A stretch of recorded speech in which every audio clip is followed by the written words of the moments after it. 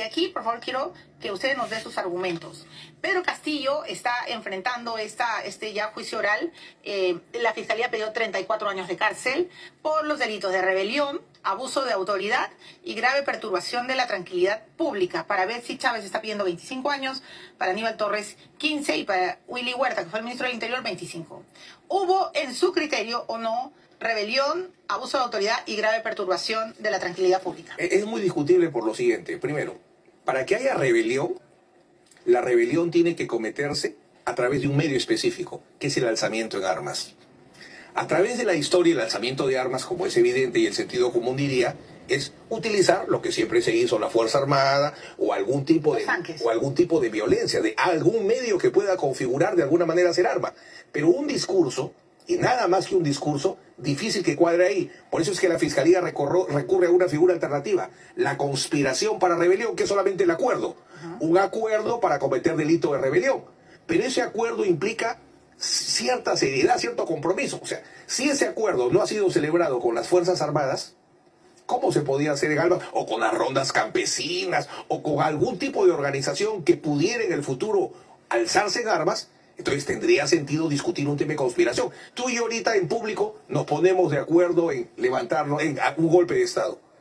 Hemos celebrado un acuerdo, pero ni tú ni yo tenemos la capacidad de generar algún tipo de peligro porque jamás vamos a hacer que se alce en armas a alguien. Ya, pero, la conspiración. Sí, pero el ejemplo creo que no cuadra porque él era presidente de la República. Sí, pero él sin la Fuerza Armada no es nada. Ya, pero él creía que tenía las Fuerzas Armadas, tenía todos los comandantes generales. Una excelente pregunta. Yo puedo creer, pero si yo incurro en un error, yo puedo querer apuñalar a una persona, pero si la persona ya está muerta, el problema es que la conspiración es un acuerdo idóneo para cometer rebelión. Entonces, ¿dónde están acusados los comandantes generales de la fuerza? En el caso de la conspiración que interviene, eran Montesinos, los 3 comandantes de las Fuerzas Armadas y el director general de la policía. Ese era el acuerdo. Ya, pero no vaya tan rápido, por favor, para poder entender bien. Ese día, doctor Nakazaki, el señor Castillo leyó un texto donde ordenaba cerrar el Congreso, donde ordenaba detener a la fiscal de la Nación, donde ordenaba reorganizar el Ministerio Público. De hecho, los congresistas han contado que ellos se autoprotegieron. Entonces sí hubo reacción, para empezar. Segundo, el jefe del Comando Conjunto dijo que nadie, o sea, que solo lo tenían que obedecer a él, ¿no? Gómez de la Torre. Digamos que salvaguardó, porque ya sabía que si le hacía caso o alguien le hacía caso, todos se iban presos, ¿no? Como sucedió con los militares y Fujimori. Entonces,